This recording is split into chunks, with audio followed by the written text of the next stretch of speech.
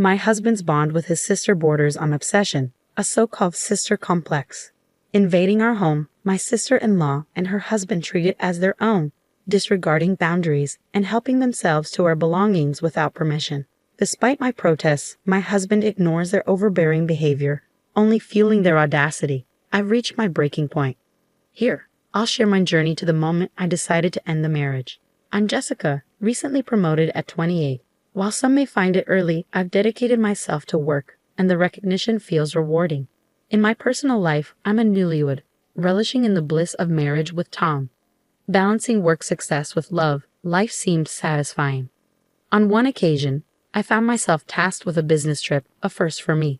Despite a mix of nerves and excitement, I embraced the opportunity, particularly as it stemmed from my recent promotion. Following the promotion, my schedule filled with frequent day trips, likely due to my status as a newlywed. However, this time, a 3-day trip awaited me. I relayed the news to my husband. 3 days away, that's a bit much for a newlywed, isn't it? Well, I'll have Sarah come by, he remarked. Sarah, Tom's younger sister, married but still under his doting wing, albeit in a somewhat unsettling manner. Why would Sarah need to come over? I inquired. Handling things solo might be a challenge, and Sarah's handy around the house. I figured with her help, we could manage during your absence, so off you go on your trip without a worry. Oh, and remember to pick up souvenirs, though you'll have to chip in with the chores. I mused internally, but refrained from voicing my thoughts. Personally, I dreaded the idea of Sarah's presence in our home. She lacked basic etiquette, often treating our space as her own even after marriage. Her unannounced visits left me scrambling to accommodate her whims. However, it became apparent that Sarah had been in frequent communication with Tom. Then, unexpectedly, Sarah and her husband arrived at our doorstep without warning. I had hoped that Sarah's husband might bring some sense to the situation, but my hopes were dashed. Both of them seemed entirely self-centered. Hey, are you cooking dinner? I'm famished. Oh, and make sure you iron my shirt, he demanded. To make matters worse, Tom appeared to harbor some resentment towards Sarah's husband, likely stemming from his marriage to Tom's cherished sister. Adding to the complexity, Sarah's husband had a gambling addiction, spending weekdays and weekends glued to local casinos. What's this? You're here too? I didn't invite you. Seems like you're not too thrilled to see me, huh? Well, I couldn't care less. I'm just here for the free meal, he retorted, oblivious to my presence. Their utter disregard for others was glaring. To compound matters, it seemed Tom allowed Sarah entry into our home even in my absence. Upon returning, I find her lounging about as if it were her own abode, casually remarking, "Hey Jessica, I'm hungry," as though a routine. Despite my visible frustration, Sarah would help herself to my possessions without permission. She'd freely use my cosmetics, then casually declare, "Hey sis, this one's empty.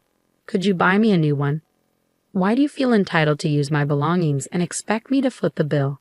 I wanted to snap, but when I voiced my grievances to Tom, he dismissed them with a smile, saying, "She's just excited to have a sister and wants to share things with you.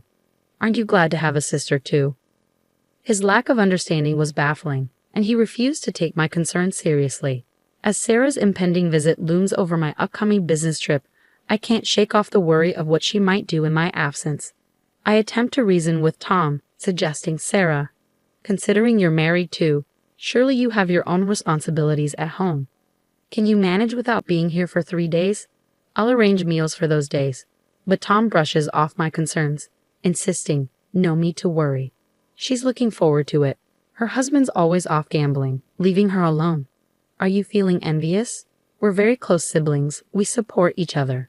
Just focus on your trip." Inside, I'm screaming. It's not jealousy. I just don't want Sarah here, but outwardly all I manage is a feeble, "Is that so?" Resigned, I embark on my business trip. The fear of what might unfold in my absence gnaws at me. I dread returning to a house overtaken by Sarah's presence. As I step back into the chaos after 3 days filled with apprehension, I find Sarah lounging about, having neglected her promised duties. The house is in disarray and essentials are depleted. "Welcome back. Thanks for everything. You can head home now," I assert, attempting to maintain politeness with a hint of firmness. But Sarah's response catches me off guard. "What? I'm staying. We're having my favorite dinner tonight." Confused, I inquire, "What do you mean?" She casually informs me, Oh, Sarah, and I decided on sushi tonight. My husband, seeming unusually cheerful, adds, we always decide together on dinner when you return from trips. It dawns on me then that Tom hasn't reached out to me at all during my absence. I attempt to have a private conversation with Tom, seeking understanding and peace after returning exhausted from my business trip. Hey, I've just gotten back, and I'm really drained. I just want some quiet time to unwind without worrying about anyone else. You get that right? I express, hoping for empathy, but he casually dismisses my concerns. It's no big deal, right? You and Sarah are practically sisters. His nonchalant response stirs a wave of irritation within me. Apparently, Sarah had been staying over the entire time I was away. Yet the state of the house remained unchanged, leaving me puzzled about how she spent her time. Upon entering my room, I noticed the telltale signs of my belongings being disturbed, cosmetics and accessories missing. My recently acquired, pricey toner, a cherished favorite, seems to be depleting faster than usual, despite my careful usage to stretch its value.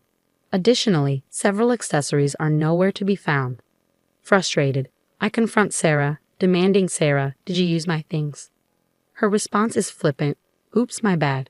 They looked great on me, so I thought I'd borrow them. But I'll return them, so don't stress. She brushes off, displaying a casual indifference. Despite my anger, Sarah's lack of remorse halts any further confrontation, prompting me to raise the issue with Tom once more. Enough already. She's just borrowing, you say. But it's not okay. Why can't you see my perspective? I plead, hoping to convey the gravity of the situation.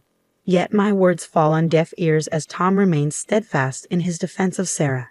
Exhausted and defeated, I resign myself to sleep, unable to fully accept the situation, yet too weary to continue the argument. 3 weeks later, another business trip opportunity arises, this time for a whole week. When I inform my husband, he appears taken aback. A week? That's quite a stretch. Well, I'll just have Sarah look after the house again. Don't worry, go ahead. He reassures me. This is precisely what I wanted to address. I'd rather you didn't invite Sarah over anymore. I express my concerns. Tom's reaction is immediate and defensive. Why not? She's family. Last time you said you asked for her help, but nothing was done when I returned. His own words striking a chord with him, Tom falls silent, averting his gaze. You must know as well. Sarah constantly takes my things without permission, claiming she's borrowing them but never returns them. I continue, hoping to make him understand. At this, Tom seems to relent. Fine, but I'll need someone to handle the laundry for the week. I'll just have her over for one day and send her home afterward. Is that all right? He proposes. Why can't you handle the laundry yourself? I suggest, to which he responds, I've never done it before. I wouldn't know where to start. I can teach you, I offer, but Tom remains obstinate. No, I'll just have her over for one day, he insists, showing his reluctance to do household chores or perhaps his desire to involve his sister. Weary of the argument, I reluctantly concede, fine, do as you wish. Just ensure she doesn't stay over. I emphasize this point to Tom, though I harbor doubts about his compliance. True to my suspicions, upon my return a week later, I find Sarah lounging comfortably on the living room sofa, displaying no evidence of having contributed to the household chores. What's happening here? I inquire, perplexed by the unexpected turn of events. Well, there turned out to be more chores than I anticipated. I asked Sarah to stay over yesterday and today because it was too much for her, Tom explains. Internally, I sigh, realizing my suspicions were warranted. But you said it would only be for one day. I remind him, feeling a surge of frustration. Tom brushes off my concern, saying, relax. She's your sister-in-law. And considering you're often away on business trips, you should appreciate her help. What? Do you even understand the nature of business trips? I'm not out there having fun. You always make excuses like this, disregarding my concerns. Tom continues, seemingly oblivious to my point. Oh, and by the way, Sarah's divorced. She's also lost her job. You'll have times when you can't manage the housework due to your trips, right? She said she's fine with it, so I thought we could let her stay with us. My disbelief turns to outrage. What? Why are you making decisions without consulting me? I've already told you that you can handle the housework. It's not a daily occurrence. This is our home together. We're supposed to support each other in times of need. Don't you feel sorry for her? How could you unilaterally break our agreement like this? I can't trust you, I admonish, feeling a pang of guilt for my harsh words. It's just temporary. Sarah also plans to find a job and a place to live as soon as possible. We have a spare room anyway, and she's already given up her apartment. She doesn't want to stay where she lived with her ex, Tom counters, attempting to justify his decision. Unbelievably, my sister-in-law Sarah had gone through a divorce and suddenly expressed a desire to move in with us. How could you make such a decision without consulting me? This is the last straw. Your lack of consideration is appalling. What kind of family dynamic do you envision? If this is how it's going to be, then do whatever you want. I seethed, clutching my suitcase freshly returned from a business trip as I stormed out of the house. Leaving was the easy part, but with nowhere specific in mind, I found myself seeking solace in an internet cafe. After a brief moment to collect myself, my husband Tom reached out to me. Come on, Jazz. There's no need to be so upset.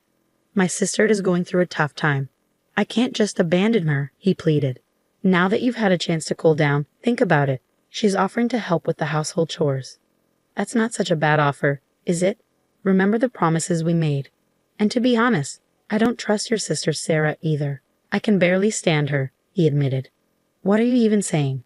If you're so adamant about Sarah living here, why don't you leave? I retorted sharply. Is that really what you want? Fine, I'll do it. I have no problem with that. But don't come running back to me if you regret it. Tom replied angrily before abruptly ending the call. As I hung up, I felt a wave of detachment wash over me. Enough is enough. I've endured so much pain because of him, and now he's pushing me out. But I'll ensure he regrets his decision. Determined, I devised a plan and began gathering the necessary resources. Soon after setting my plan in motion, as anticipated, Tom called me. Just hear me out. This morning, out of the blue, John showed up at our doorstep. Tom's voice was filled with panic. His words rushed. Your brother John, who's skilled with household chores, was deliberately invited by me to come over. I also spoke with Tom's parents and arranged for Sarah to return to their home. With Sarah gone, it's just John staying with us now. Tom seemed flustered as he questioned. This is strange. Why did you invite him over without consulting me? I calmly replied. I thought you might need some assistance while I'm away. Johnny is adept at household tasks, so I thought his help could be beneficial. I couldn't help but express my discomfort. Tom, it's unsettling for me when someone unexpectedly intrudes and starts doing chores.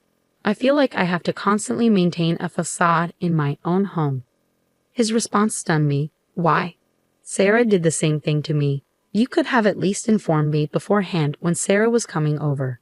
Tom's silence and guilty expression spoke volumes. How can you expect everything to be fine for you but not for me when I'm in the same situation?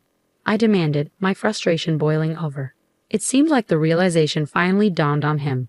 But this was merely the beginning of my retaliation. I've laid up a situation. You can discuss the household tasks with John. Goodbye. I swiftly ended the call before Tom could reply. Despite his persistent calls afterward, I chose to ignore them, signaling the beginning of my retaliation. The following day, in accordance with my plan, I enlisted my brother's help to initiate the second phase of my revenge. As anticipated, my husband's phone rang almost immediately. Jessica, I need your assistance. His voice trembled, desperation evident in his tone. What's the matter? Has something happened? I feigned innocence, awaiting his response. What hasn't happened? Your brother is using my belongings without permission. From my suits to my bags, even the new accessories I just purchased. I haven't even had the chance to use them yet, he lamented. Well, didn't you deem it acceptable for your sister to do the same? Remember when I expressed my concerns, you retorted, she's your sister. Let her borrow it. Don't be so tight-fisted. Your selfishness truly astounds me. I countered, leaving him speechless. Furthermore, I've informed your parents about this. I imagine your sister is receiving an earful from them as we speak. With that, he fell silent, unable to offer a rebuttal. Well, she's getting what she deserves, I remarked, finding solace in the fact that my in-laws were rational. You involved my parents in this? How could you? My husband's voice was laced with disbelief. You never listened to me. I countered, unapologetic for my actions. He was clearly flustered, never expecting me to go as far as involving his own parents. I even asked them to refrain from contacting you for a while, and they agreed. I added, revealing another layer of my plan. Hours later, I returned home accompanied by my in-laws and sister-in-law. Upon entering, my husband wasted no time in directing his frustration toward me. You're finally back. It's been difficult because of you. he complained, showing no remorse for his previous actions. Ignoring his accusations, I ushered everyone into the living room and presented them with a video. As my husband and sister-in-law watched in stunned silence, I explained, "This video reveals everything." Their expressions shifted from confusion to shock as they witnessed their own actions caught on camera. It was clear that my secret installation of a hidden camera before my business trip had paid off. The footage exposed my sister-in-law rummaging through my belongings and taking them without my consent. "I'm sorry, but I didn't trust the two of you, so I recorded this before my business trip," I explained calmly as I watched the reactions unfold. My father-in-law erupted in anger upon seeing the video. What have you done? Is this a regular occurrence? This is illegal." His words were sharp with fury. Even my mother-in-law, her face flushed with anger and on the verge of tears, couldn't contain her outrage. As their rage simmered, I knew it was time to end my revenge. Without hesitation, I thrust the divorce papers at my husband. "Wait a minute. Are you seriously ending our marriage over this? Is this some kind of joke?" He protested incredulously. "Do you think this is a joke? Do you understand how much distress this little thing, as you call it, has caused me? You never listen when I try to discuss it, always prioritizing Sarah. Moreover, she never returned the items she took from me without permission. It's akin to theft. I could even pursue legal action against her.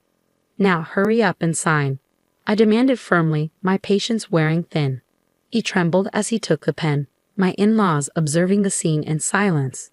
Eventually, he signed, seeming to resign himself to the inevitable outcome. Once the divorce papers were in my possession, I wasted no time in packing my belongings. Witnessing my preparations, my husband attempted to intervene. "Hold on, Jessica.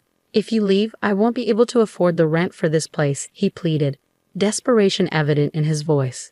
It was true that the apartment we currently resided in was conveniently located and came with a hefty price tag.